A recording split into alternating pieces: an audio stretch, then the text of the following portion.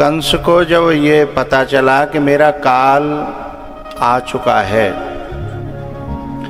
ये बात परीक्षित को भी पता चली थी कि मेरा काल 7 दिन के अंदर मुझे डस लेगा, मेरा काल आ गया है।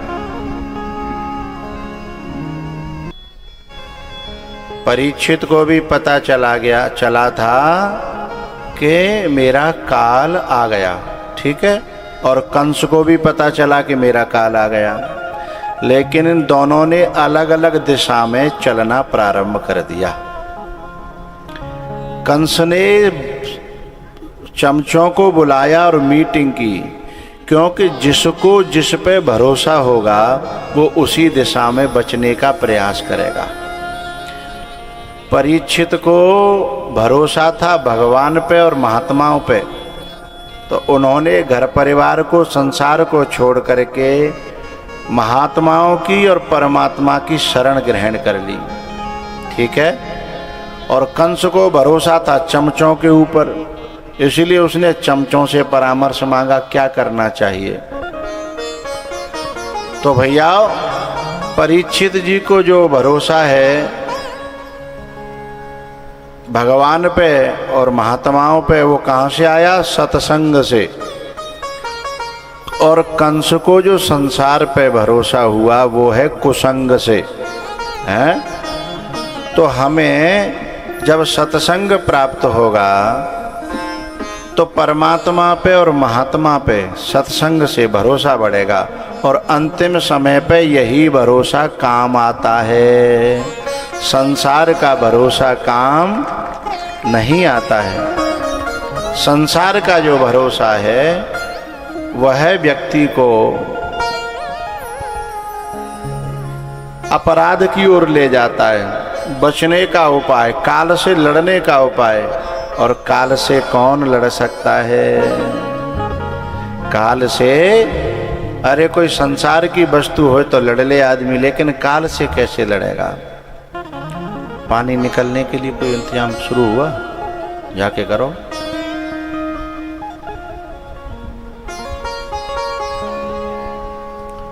क्योंकि हमारो फिर कथा पे ध्यान नहीं रहेगा, वह पानी पे ध्यान रहेगा, क्योंकि हम ही मुश्किल से निकल के आए तो और कहाँ से निकल के आएंगे, है ना। हाँ, हरि भूलूं हरि नाम न भूलूं, है ना। हाँ ठीक है, तो अब तुम पे ध्यान देंगे, है ना। वो जिम्मेदारी तुम आइए। आओ।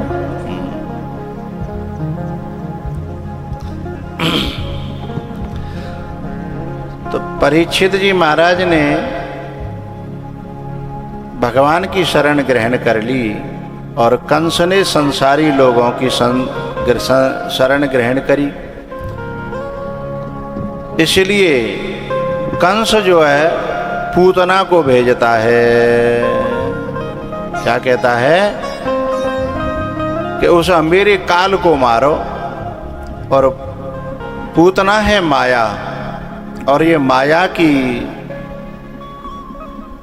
माया मनोहर है, बड़ी सुंदर रूप बना करके जाती है।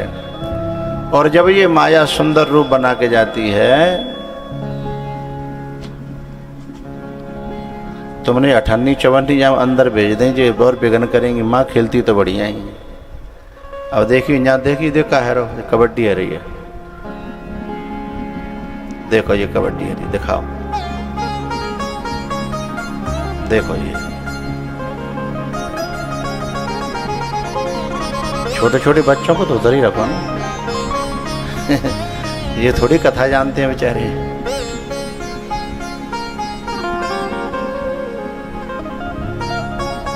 जो समझदार हैं उनको।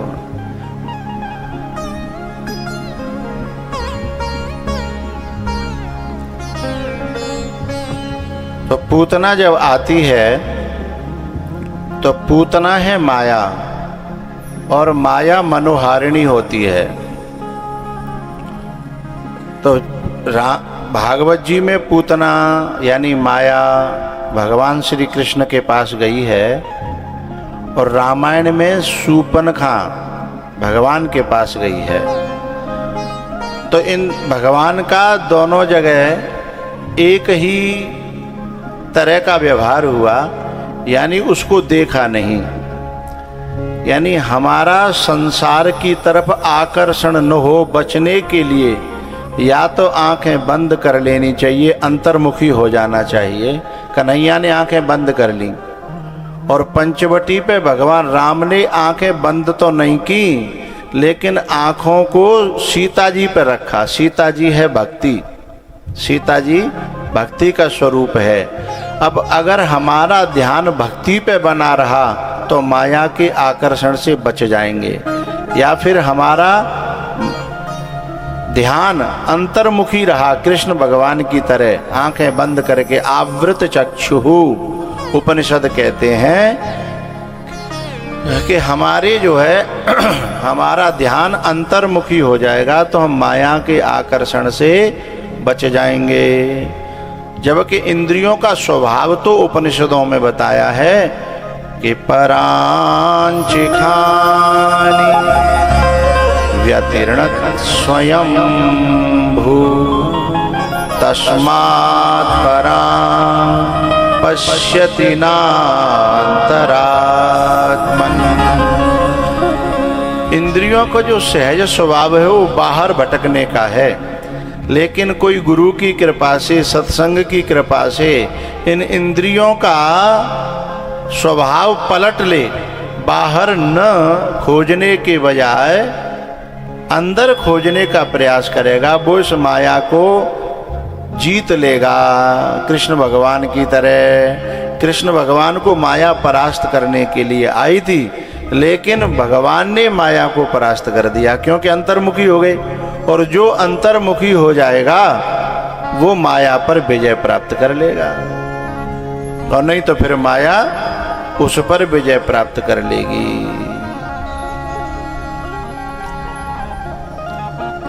एक बार एक संत के पास में आश्रम पे एक आदमी गया। उसने किवाड़ खटखटाई तो अंदर से महाराज जी ने कहा कि भैया दरवाजा खुला है, अंदर आ जाओ। जब वो सज्जन अंदर गए तो अंदर बाहर बड़ी धूप थी, बड़ा परेशानी थी।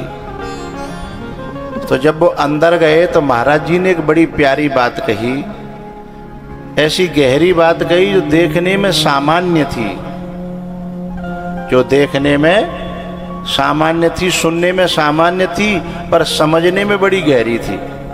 बात बड़ी सहज थी। क्या कहा महाराज जी ने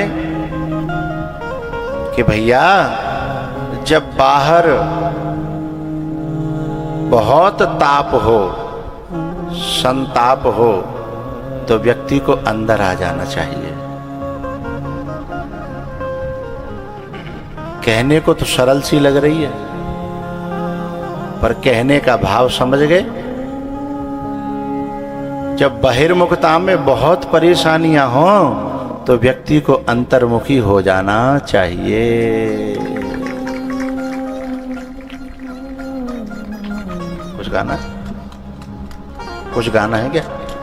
कुछ आता हो तो ऐसे कर दिया करो। हाँ,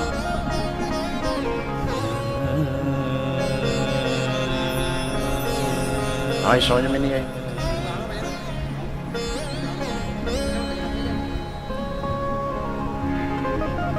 हाँ, तो तभी करना है ऐसे। हाँ,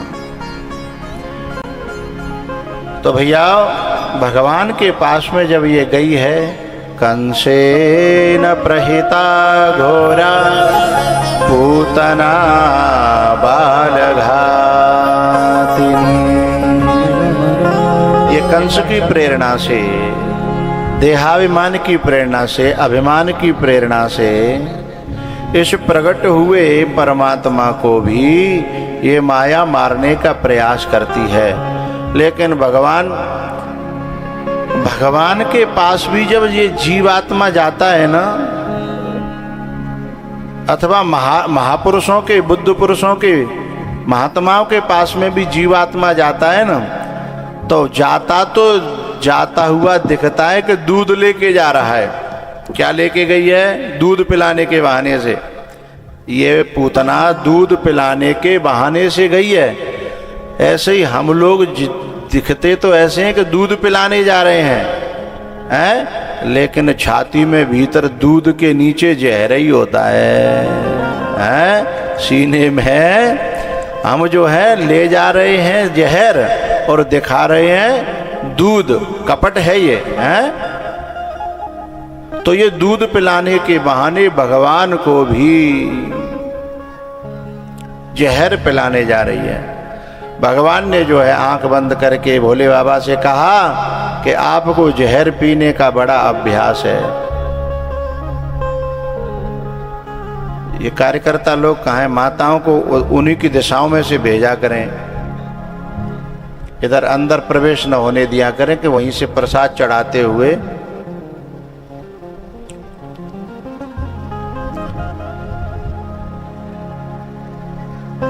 तो भगवान ने जो है जहर अर्पण कर दिया भोले बाबा को, और पहले दूध पिया, फिर प्राण पीने लगे। फिर वो कहती है मुंच मुंच, छोड़ दे छोड़ दे। और भगवान कहते हैं मौसी, पहले तो मैं पकड़ता नहीं हूँ, अपनाता नहीं हूँ, और एक बार अपना लूँ तो फिर किसी को छोड़ता नहीं हूँ। ये दुनिया के लोग अलग हैं, हाल पकड़ने और हाल हैं। हम जब छोटे छोटे से हथकाए तो एक खेल खेलते है, लड़ाई है जाती तो बातें करते कट्टा है, और फिर एक आ जाए तो कर लेते पुच्चा, है ना। कट्टी करते हैं ना, कट्टी है, और पुच्ची कर लेते हैं। तो ये संसार के लोग तो ऐसे हाल कट्टी कर लें और हाल पुच्ची कर लें, हैं। उसको आज की भाषा में जो है ना ब्रेकअप और पैचअप कहते हैं। हमारे ज़माने में बातें हैं कट्टी कहते हैं और पुच्ची कहते हैं। बाकी भाषाएं बदल गई, लेकिन अर्थ भी बदल गए हैं, उनका भाव भी बदल गया, उनका लक्ष्य भी बदल गया, टारगेट बदल गया। हमारे यहाँ जो कट्टी और पुच्ची होती बड़ी बड़ी सरल होती थी, सहज होती थी, लेकिन अब उसका अर्थ बड़ा खतरनाक हो गया है। ब्रेकअप का और पैचअप का अर्थ बड़ा खतरनाक हो गया। पहले बड़ा निर्मल अर्थ था, बड़ा साधारण अर्थ था, सहज अर्थ था। तो संसार के लोग तो हाल ब्रेकअप कर लें, लेकिन भगवान कहते हैं कि ना ना ना ना, मेरे यहाँ एंट्री तो होती है, लेकिन एग्जिट नहीं होता है। मेरे यहाँ प्रवेश तो होता है, यदगत्वा न निवर्तन्ते तद्धाम परमम मम। मेरे यहाँ एक बार कोई आ जाए, फिर मैं उसे जाने, मैं उसे निभाता हूँ।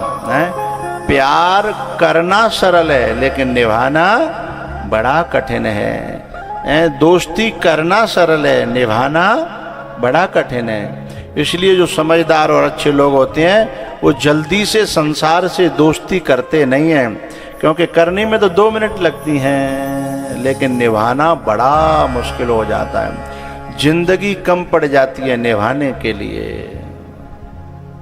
इसलिए भगवान ने पूतना को और प्राण खींच करके ढेर कर दिया। लेकिन पूतना जब फूंकी गई ना, तो फूंकने में उसके धुआं से खुशबू आई, और जब धुआं से खुशबू आई तो बड़े बूढ़े लोग बड़े चक्कर में पड़ गए कि भैया राक्षसी के धुआं में से बदबू आनी चाहिए, खुशबू कैसे आई? तो सब लोगों ने कहा कि खुशबू इसलिए आई कि जो लोग गुरु का मंत्र लेते हैं और तो वो गले में कंठी डालते हैं, रुद्राक्ष की या तुलसी की या मनियाँ डालते हैं, तो उससे हृदय पवित्र होता है। तो जो भगवान के नाम का मनियाँ डालते हैं उसी से हृदय पवित्र हो जाता है। और जिसने भगवान को ही गले में डाल दिया हो, हैं, यानी पूतना ने तो भगवान को ही गले में डाल लिया, तो फिर वो पवित्र कैसे नहीं होगी? इसीलिए वाके धुआं में से खुशबू आया करती है। बोलो कृष्ण भगवान की।